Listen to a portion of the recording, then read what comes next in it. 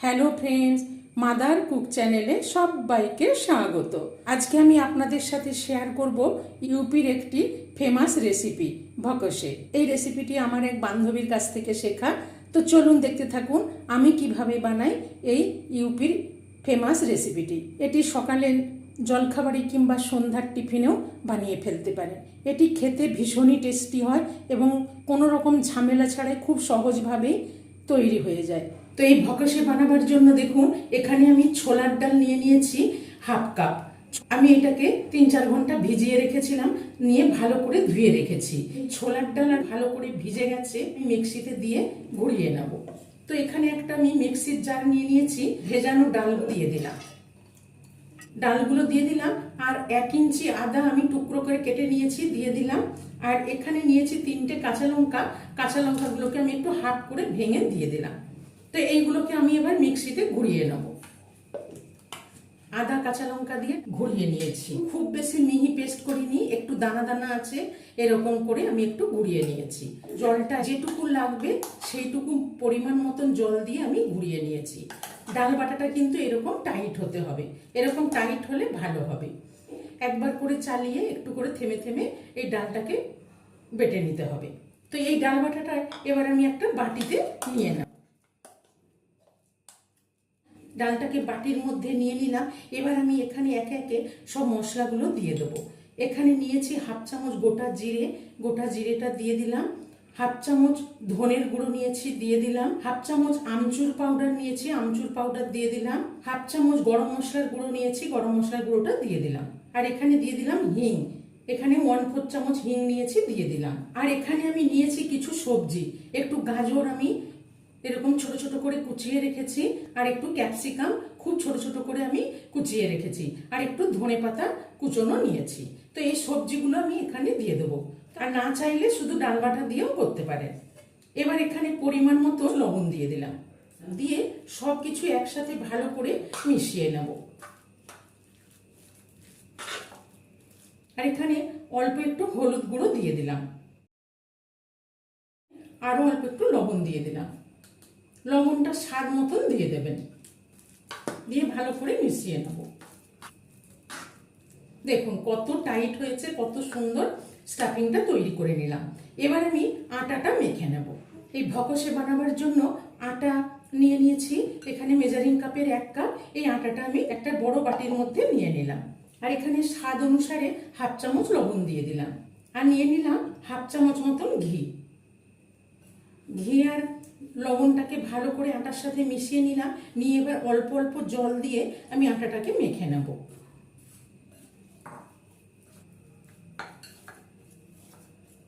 এইভাবে ঠেসে ঠেসে আটাটাকে মেখে নিলাম, একদম রুটি পরোটার যেমন আটা মাখি সেই রকম করে মেখে নিলাম। এবার এটাকে আমি 5 মিনিট মতো একটু ঢেকে রেখে দিলাম। আটাটা মেখে 5-7 মিনিট ঢেকে রেখেছিলাম, খুব সুন্দর সেট হয়ে গেছে। এবার আগে একটু ভালো করে মেখে নেব, খুব সুন্দর মেখে নিলাম। এবার এখান থেকে লেচি কেটে নেব। তো আপনারা লুচির মতন করে বেলেও করতে পারেন, আর রুটির মতন করে বেলে কিছু ঢাকনি বা বাটি দিয়ে কেটে নিতে পারেন। রুটির মতন আমি একটু বড় লেচি কাটলাম, এগুলো বেলে নেব। এখানে আমি একটা বড় লেচি নিয়ে নিলাম, একটু হালকা করে আটা ছড়িয়ে নিলাম, নিয়ে রুটির মতন আমি বেলে নেব।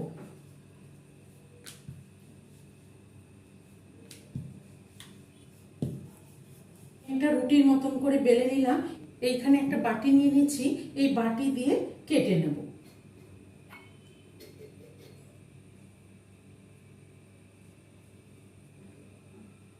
দুটো কেটে নিলাম, স্টাফিংটা রেডি। এখানে আমি আরেকটা জিনিস অ্যাড করব, মটরশুঁটি। কাঁচা মটর আমি দিয়ে দিলাম, দিয়ে ভালো করে নেড়ে মিশিয়ে নেব। এখানে অনেক রকম সবজি দিলাম, আপনাদের পছন্দ মতন সবজি দিয়ে দেবেন।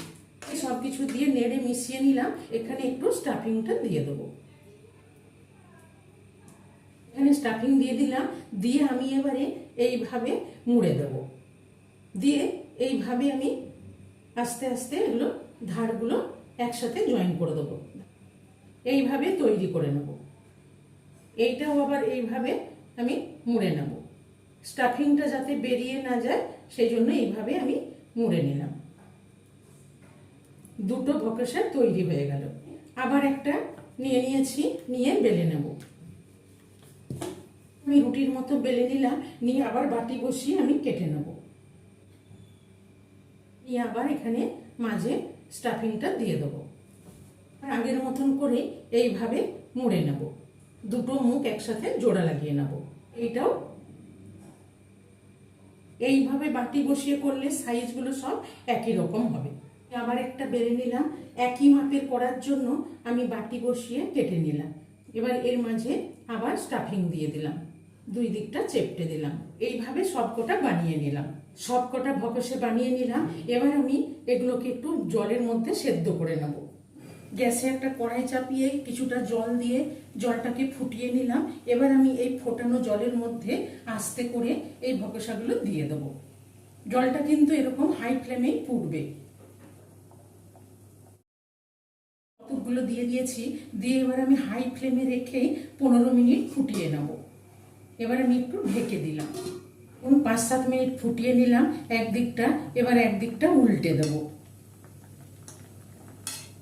এই দিকটা উল্টে দিলাম, দিয়ে এই দিকটা আরও ফুটিয়ে নেব 5 মিনিট। উল্টে পাল্টে 10-15 মিনিট ফুটিয়ে নিলাম। দেখুন কত সুন্দর সেদ্ধ হয়ে গেছে, শক্ত হয়ে গেছে। এবার আমি এই জল থেকে এগুলোকে ছেঁকে তুলে নেব। এখানে আমি একটা ঝাঁঝরি নিয়ে নিয়েছি, এর মধ্যে আমি আস্তে আস্তে ছেঁকে তুলে নেব, যাতে জলটা খুব সুন্দরভাবে ঝরে যায়।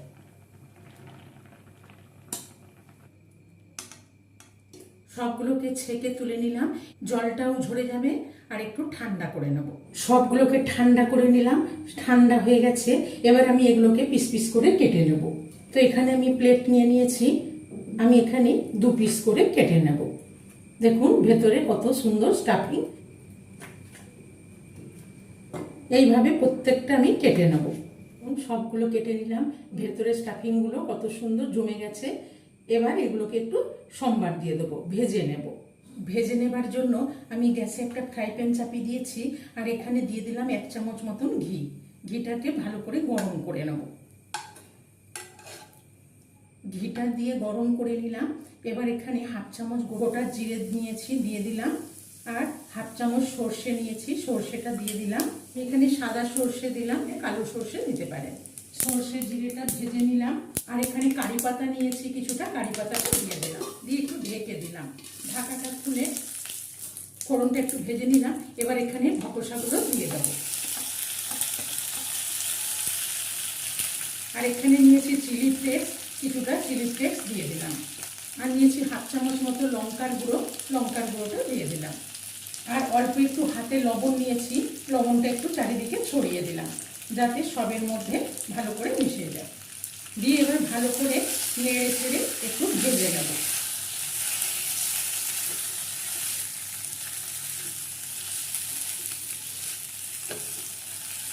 উল্টে পাল্টে নেড়ে ছেড়ে আমি একটু ভালো করে ভেজে নিলাম। ভকসে একদম রেডি। ইউপি রেসিপি ভকসে তৈরি হয়ে গেল। এখানে একটা প্লেট নিয়ে নিয়েছি, এবার গরম গরম এই প্লেটের মধ্যে সার্ভ করে নেব। এই ভকসের রেসিপিটি ভালো লেগে থাকলে মাদার কুক চ্যানেলটিকে লাইক, শেয়ার এবং সাবস্ক্রাইব করার অনুরোধ রইল। পাশে থাকা বেল আইকনটা প্রেস করবেন। যখনই আমি নতুন কোনো ভিডিও আপলোড করব, আপনাদের কাছে নোটিফিকেশন পৌঁছে যাবে। সুস্থ থাকবেন, ভালো থাকবেন।